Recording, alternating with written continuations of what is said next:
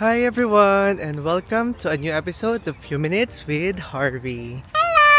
Good morning guys and welcome back to our channel. So ayan, Happy New Year everyone. Sobrang casual lang ng vlog na to kasi gusto ko lang magkwento and it's already January 15th nung time na video ko to and it's almost half of the month already and wala pa tayong vlog. So I need to make one. And ito yung naisip ko, galing akong duty, galing akong night shift guys, and maglalakad tayo pa uwi. Actually, medyo maambon and foggy, but ilalaban natin yan kasi gusto ko mag-vlog and at the same time, gusto ko rin magkwento sa inyo. So hopefully guys, you're having a wonderful first half of the month ng bagong taon. And hopefully ay napapanindigan nyo pa rin yung inyong mga New Year's resolution. Dahil kung hindi ay sayang naman, kasi sayang ang 15 days na minis out nyo agad. So pakita ko lang sa inyo yung lalakaran ko ngayon and magsalita lang tayo sandali. Isa to sa mga gusto kong area yung lagi nilalakaran pag nandito ako sa... Okay, nandito man tayo lagi sa Red Hill. So ito yung mga area na gusto kong lagi nilalakaran araw-araw.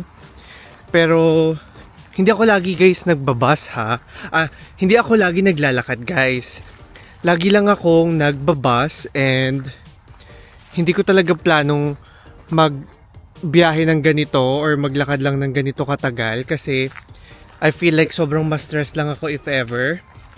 Pero dahil kailangan natin mag-vlog and day off naman ako today, pasensya na kasi syempre natulog ako ng break time ko. So medyo messy ang hair natin. So before anything else, kung bago ka lang sa ating channel, do not forget to like, comment, share, and subscribe. And pakihit na din ang notification bell for you to be updated on our latest uploads.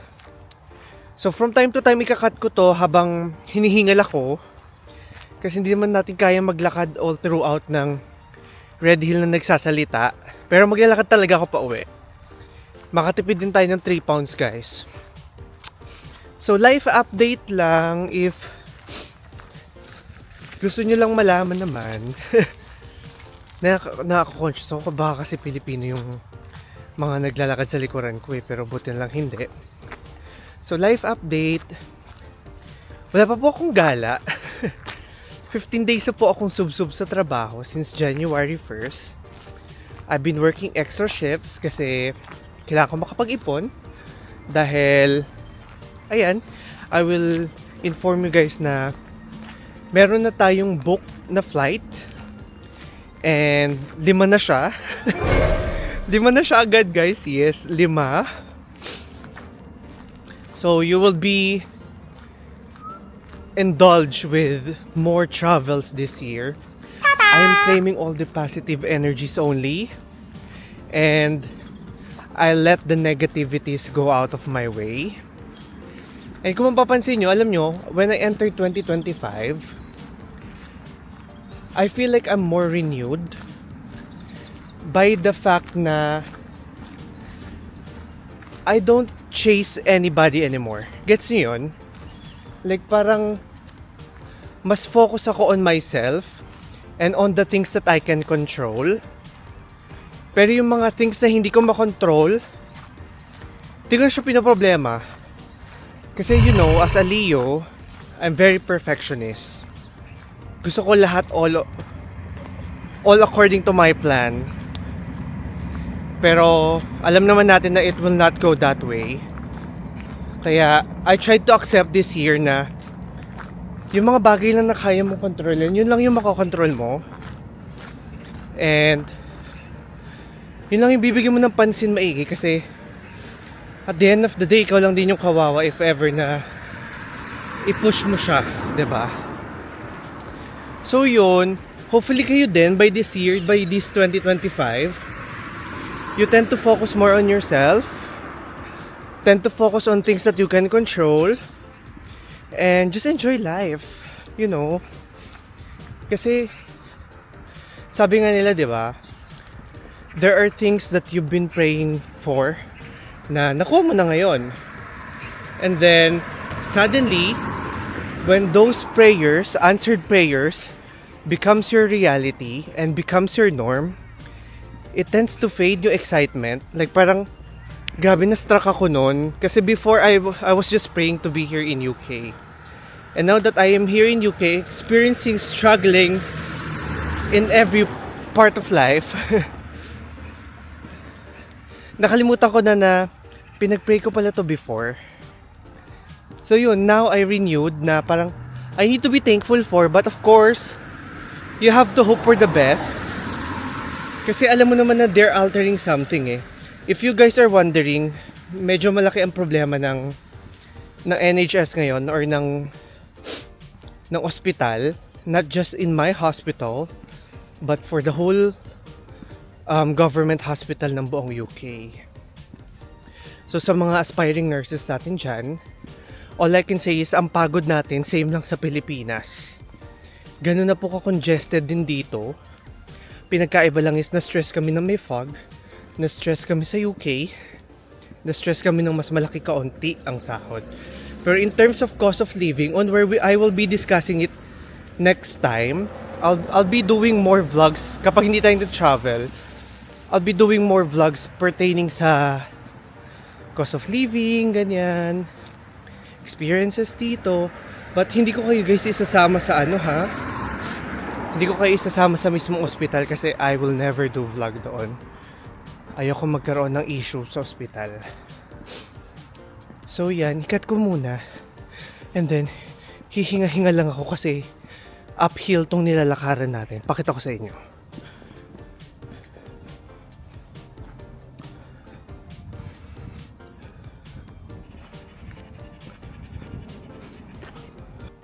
Ayan. Hi guys! Nakauwi na ako. Dito na lang tayo mag-vlog kasi na-stress ako mag-vlog sa kalsada. Wait nga, nahihirapan akong itindig tong DJI.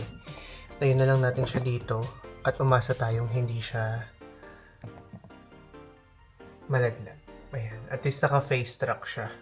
Nagpalit ako ng damit, although naka-pants pa rin ako ng ospital. Kasi bawal siya sa vlog. So, ayan. Naglag kasi ako sa may highway na. So, hindi na rin ako nakapag-video at medyo mahirap ngayon. And then, pumunta lang ako ng Sainsbury. Yung nag-grocery lang ako. Hindi naman totally grocery, pero may binili lang ako. Bumili ako ng milk kasi para sa whey protein. Yes, guys. Mas prefer ko yung milk sa whey protein kaysa sa tubig. And of course, my comfort drink. Ewan ko, pero halos laging day off, nabili ako ng sangria ng Spain. Ayan. So yun, lagay muna natin sa ref. Kaya ba ako habulin yan? Ayan, kaya naman. Lagay muna natin siya sa ref. Kasi, hindi pa naman natin siya inumin dahil umaga pa lang dito. Matutulog pa tayo. Pero, gagawa muna tayo ng ating breakfast. So, magka-croissant tayo. Ayan. Pakita ko lang siya sa inyo dito sa kape. Wait lang. Lagyan natin ilaw. Ayan. Mapapagalitan lang tayo ni Tin. Kasi, kalat tayo. So, wait lang. Cut na muna natin. Ayan. Ugali ko na rin kasi siya every morning na kapag night shift, kumain before matulog. Tinapay lang naman para hindi mabigat sa tiyan. So, may croissant. Tama ba pagkakabanggit ko, guys? Croissant. So, meron tayo dito ng 3 pirasong lalagay lang natin ng cheese sa loob. Then, i-air fry natin. Nakapatong kayo sa air fryer ngayon. So, yun. Ayan. Sobrang ika-casual vlog lang natin to para mas maganda siya tingnan, diba? Kasi naman sa masyado tayong rehearse. And then, cheese! Yan, ganyan lang ako lagi. Then, lalagyan ko lang siya ng herbs. Bago. Yun na. Yun na yung breakfast ko. Hindi man ako pwede magkape kasi hindi tayo makakatulog. Although day off naman tayo, pero gusto ko matulog na maaga, guys. Para hindi ako mahirapan. Then further, pagkakain na tayo, I will be discussing 3 things sa mga magiging year, 2025 mantra ko. Kasi I really want to practice it. Kasi, alam nyo, yun yung na-realize ko. Last year, I've been stressing myself. Ako lang din ang nag-stress sa sarili ko. Kasi, alam nyo, katulad nga sabi ko sa inyo kanina, if it's beyond my control, dapat di na natin inaano. Kasi alam mo, nakaka-frustrate. Kasi yung mga story time ko sa inyo before, diba? Na masyadong problemado sa ospital, na ang dami-daming problema, then hindi naman sila nakikinig, ganyan. Up until now naman, guys, hindi pa rin sila nakikinig. So, if you can't beat them, join them. Yeah, ganun na lang din. Kung hindi ka maging part ng solusyon sa problema, kung ayaw nilang makinig sa maging solusyon ng problema, guys, hindi nila alam paano maglaro ang Pinoy. Hindi nila alam na kaya din natin maging problema sa kanila, no? Ikuha lang tayo ng sugar. Gusto ko lang medyo matamis konti. So, maglalagay lang tayo ng pinch of sugar. Bawat isang bread. Yan. So, initin lang natin siya konti. And then, kakain na tayo. Then, from there, I'll discuss 3 things na mga nakikita ko siyang mga motto sa TikTok. Ganyan. So, yun yung gagawin nating topic for today. Okay? So, isa lang natin siya habang nasa ibabaw kayo ng air fryer. And then, let's start. Okay, kata muna natin.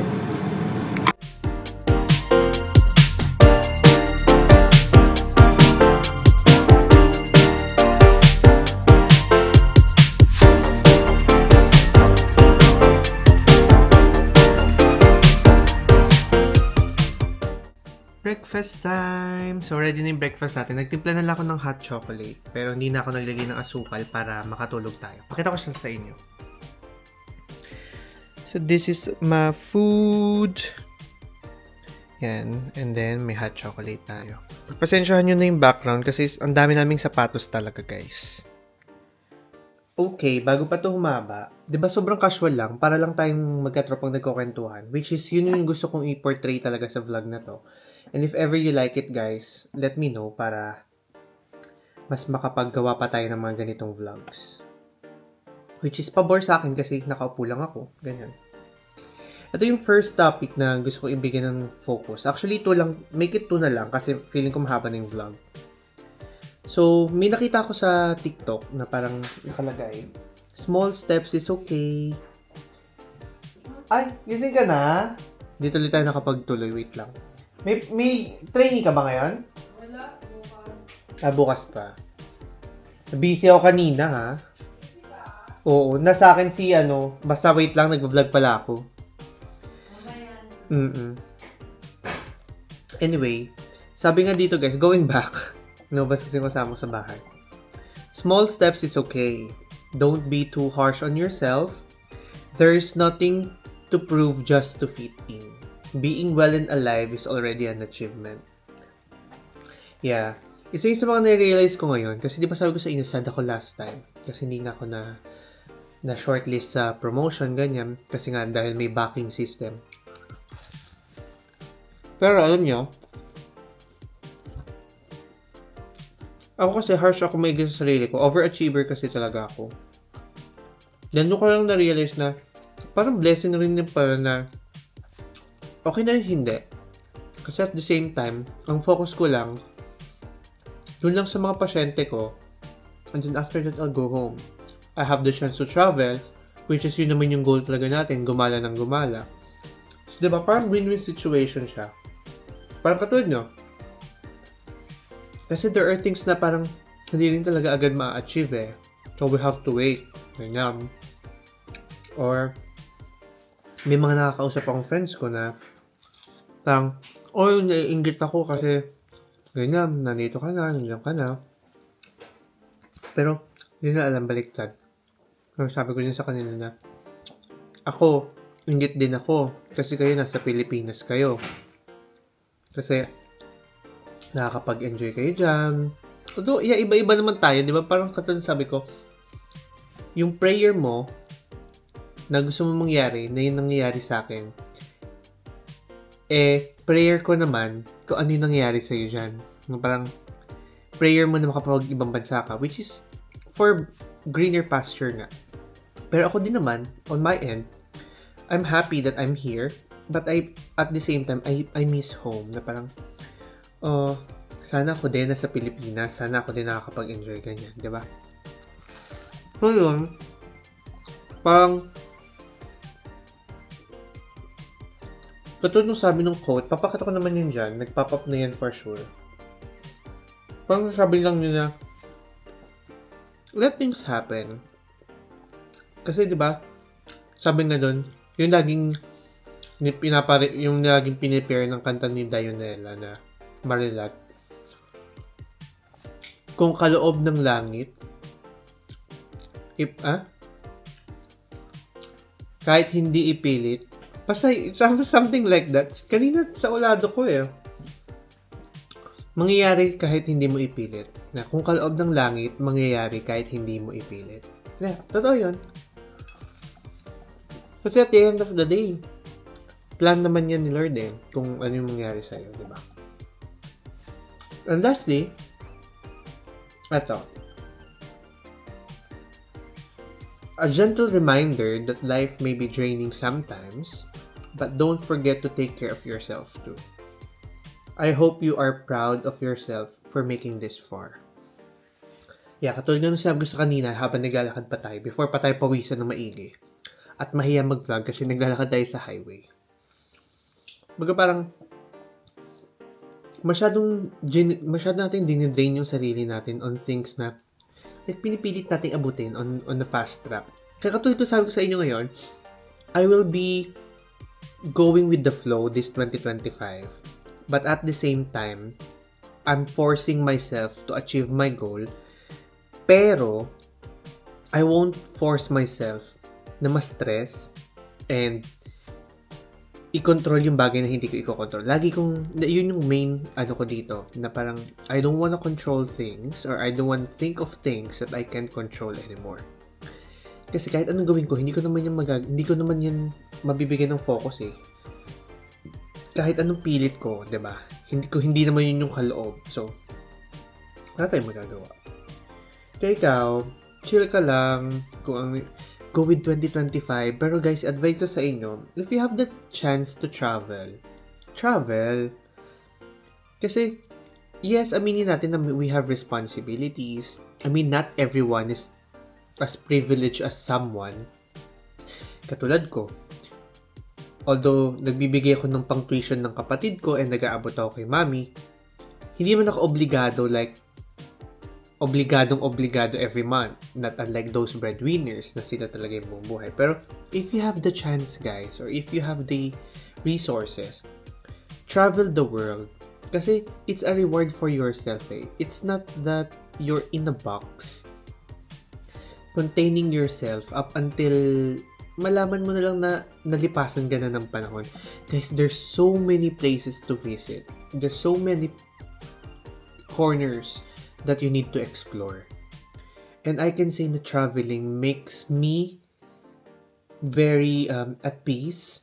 And I have specific country na sobrang at peace talaga ako. Pero I won't divulge it kung saan. Pero hindi nyo siya ma-feel na parang at peace ka doon. Or hindi nyo siya maano na, at peace ba talaga siya? Pero I find peace over that country. So yun. Hopefully nag-enjoy kayo. So, ikakat ko na dito yung vlog and gusto ko lang naman guys kayo i-update ng ano na nangyayari sa akin this 2025. Although wala pa tayong travel kasi most of the time I do vlogs when I'm traveling. But katulad ng sabi ko sa inyo, wala pa tayong travel guys. Siguro mga